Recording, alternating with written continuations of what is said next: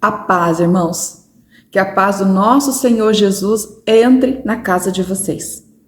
Hoje vou dar continuidade ao que eu comecei no vídeo anterior falando sobre Atos. No vídeo anterior eu falei sobre Atos capítulo 1, do versículo 1 ao 14.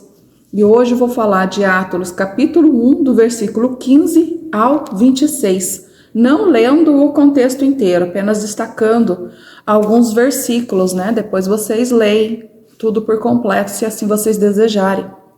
Então, dando continuidade, outra coisa que chama muito a atenção em Atos, porque Atos é realmente um livro que nos ensina muita coisa, como viver uma vida cristã, sobre igreja, né? Sobre comportamento, sobre milagres, Espírito Santo, ensina muita coisa.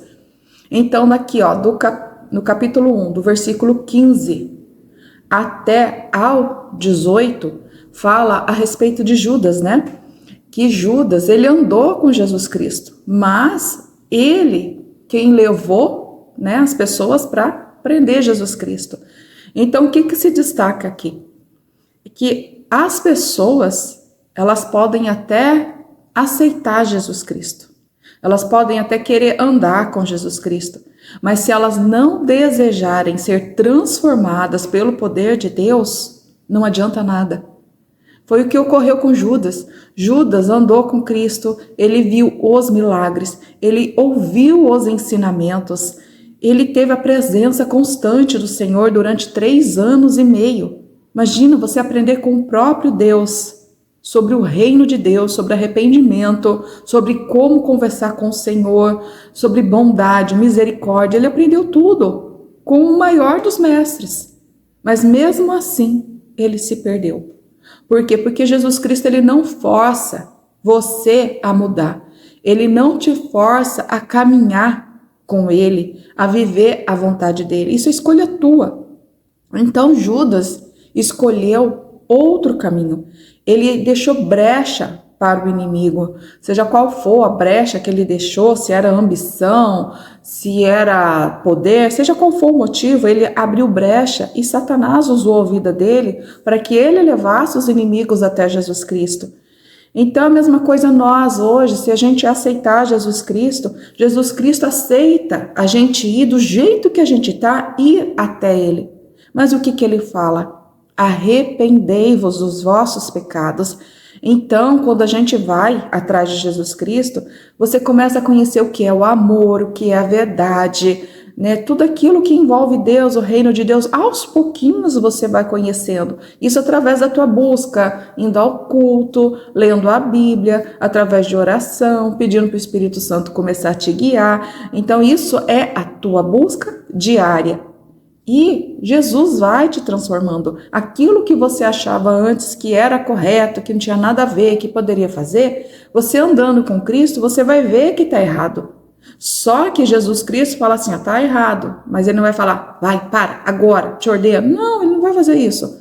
Simplesmente assim, você quer caminhar comigo? Então muda. Transforma a tua vida, se esforça. Jesus não pede para você para a noite do dia ser transformado, porque a caminhada é constante, é diária, então a transformação vem aos poucos.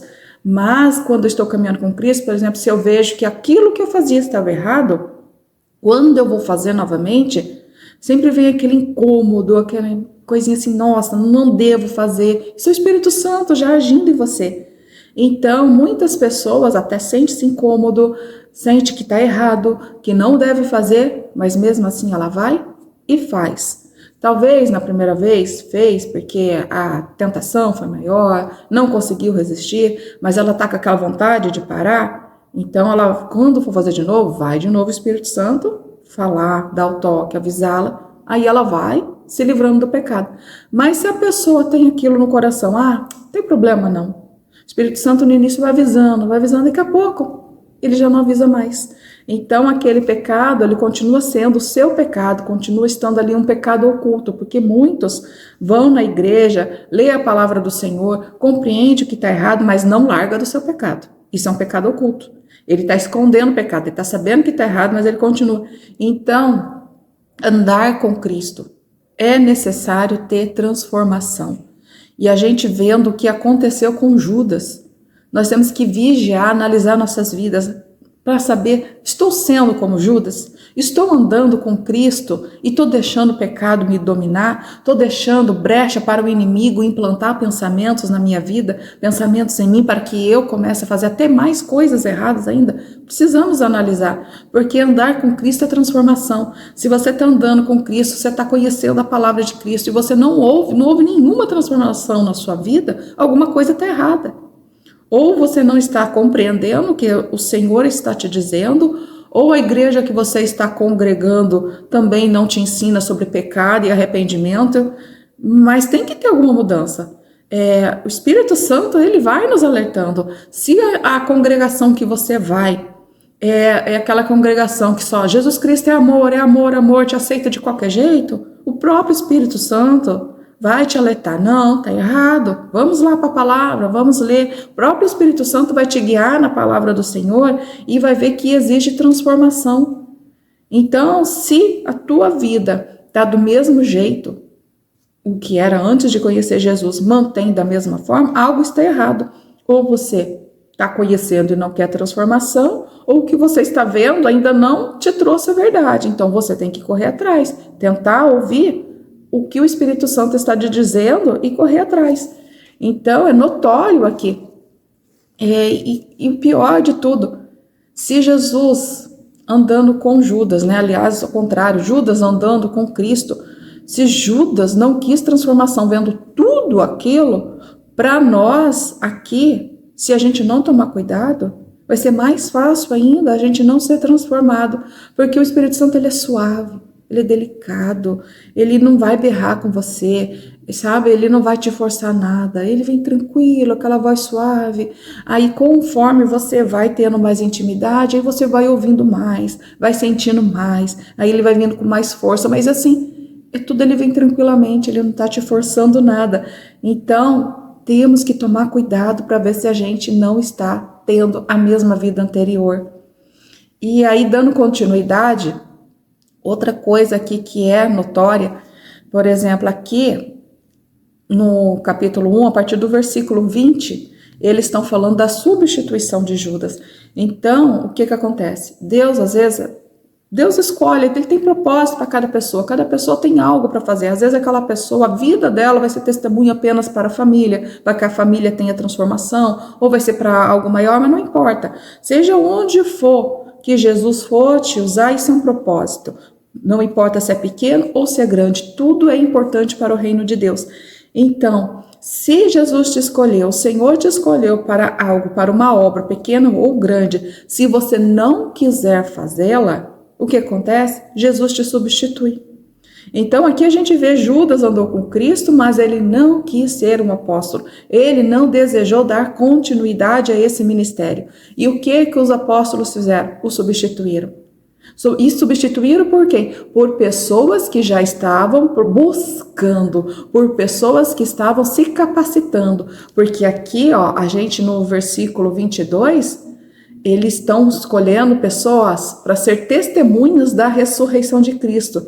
Mas são pessoas que já estavam andando com ele, já estavam vendo o que estava começando. Então, ó, no versículo 22, começando desde o batismo de João até o dia que dentre nós foi recebido em cima. Um deles se faça conosco testemunha da sua ressurreição.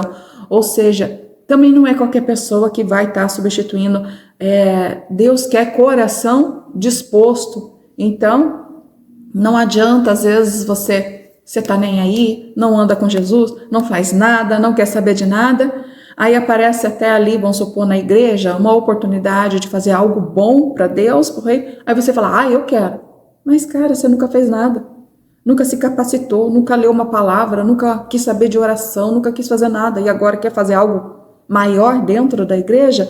Então, tudo vem por coração disposto, pessoa que procurou se capacitar. Quando Deus abriu a porta para aprender tal coisa, ele correu atrás, não ficou parado, porque Deus quer que a gente tenha comunhão com Ele.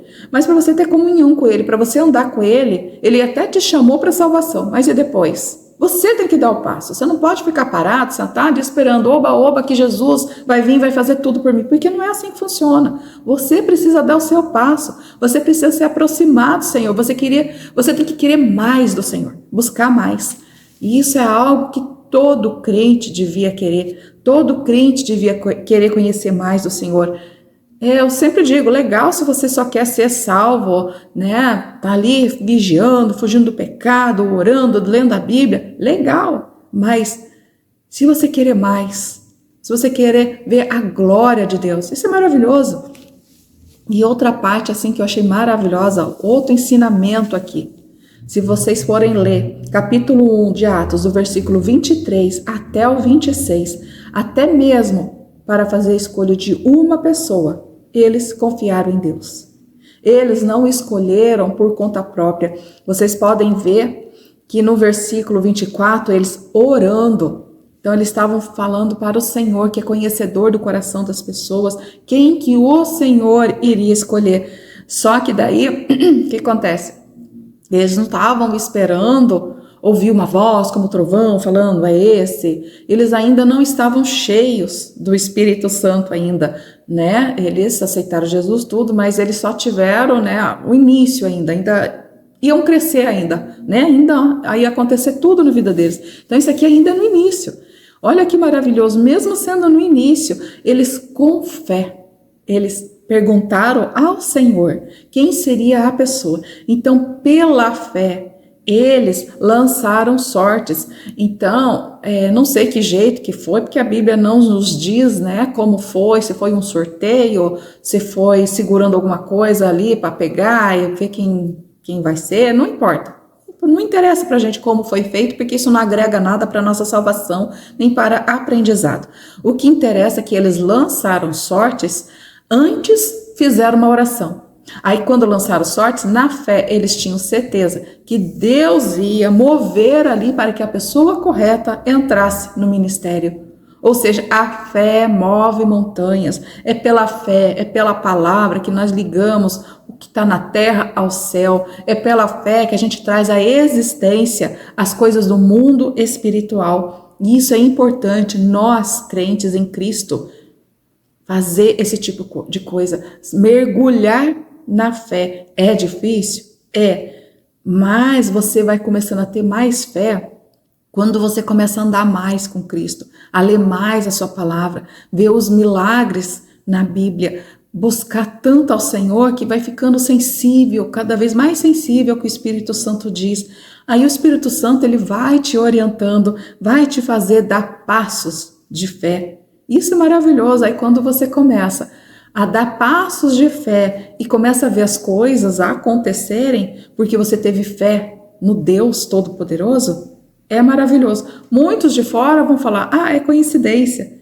Para mim não existe coincidência no mundo de Deus. Não existe coincidência, porque Deus tem o controle de tudo. É Ele que determina isso ou aquilo. Basta a gente buscá-lo, basta a gente correr atrás, basta a gente confiar, mesmo que a gente não esteja entendendo muitas coisas. Confie no Senhor. Então, hoje estou encerrando o capítulo 1 de Atos. É simplesmente lindo esse livro. Então, o capítulo 1 já trouxe muita informação, muito aprendizado. E vale a pena seguir cada aprendizado. Vale a pena ler, reler várias vezes esse capítulo 1 e deixar isso nos edificar, nos deixar todo esse aprendizado entrar dentro de nós e ver como o Senhor age, ver como as pessoas que seguem a Jesus Cristo agem. A gente aprende com a palavra. É a palavra que é a verdade, que é a vida. É a palavra que nos edifica, que nos salva. Jesus Cristo é a palavra. Deus abençoe vocês.